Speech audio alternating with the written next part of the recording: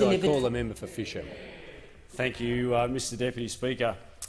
Mr Deputy Speaker, I've led an interesting life thus far, and I hope it continues for some time to come, but I've enjoyed many and varied careers. I was a chippy by trade not long after I finished school. I've worked with my hands. I've been a tradesman. Not long after I finished my trade, I decided to go back to school and did my law degree.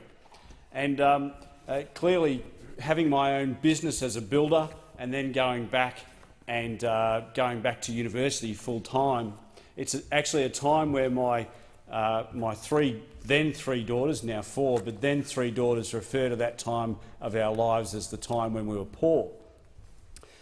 Fortunately, I finished law school and then became a barrister. So I've enjoyed all sorts of different businesses and different incomes.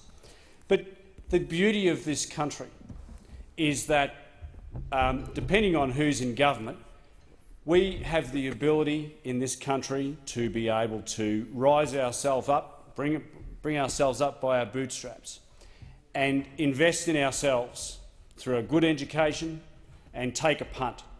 On this side of politics, we reward people who back themselves. We provide reward for effort.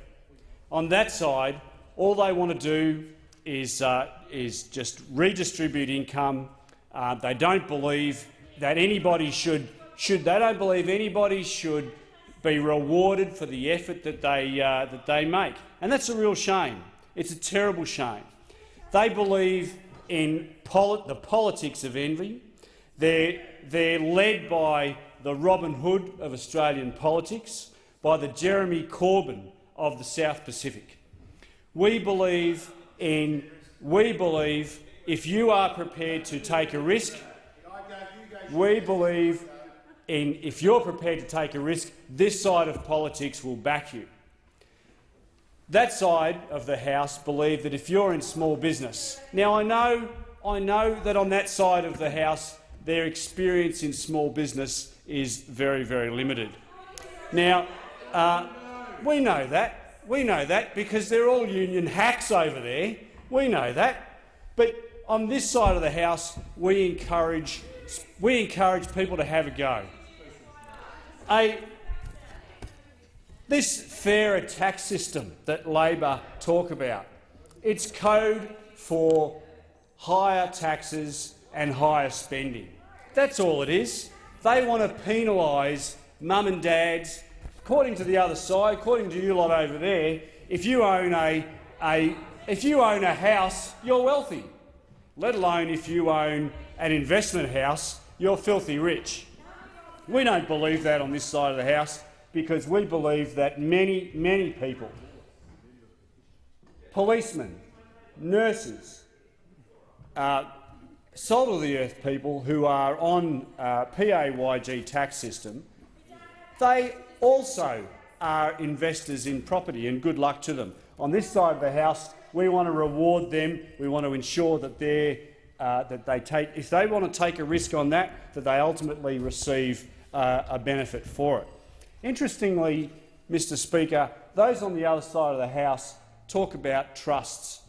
They're discretionary trusts. They think they're evil, by the sounds of it. They also want to do things like reducing or eliminating negative gearing. Now, in August 1987, in a cabinet submission on the debate for restoring negative gearing after it was abolished in 1985, the then federal treasurer, Paul Keating, suggested that the removal of negative gearing caused investors to desert the property market and driving up rents. Now, those opposite clearly are not students of history, because they're bound to repeat the mistakes that they made in the mid-1980s. It stands to reason. It stands to reason. Now, members on both sides will cease interjecting. Mr Speaker, the member for Fisher needs to resume his seat. I'm sorry, it being 4:12, the time allotted for the debate.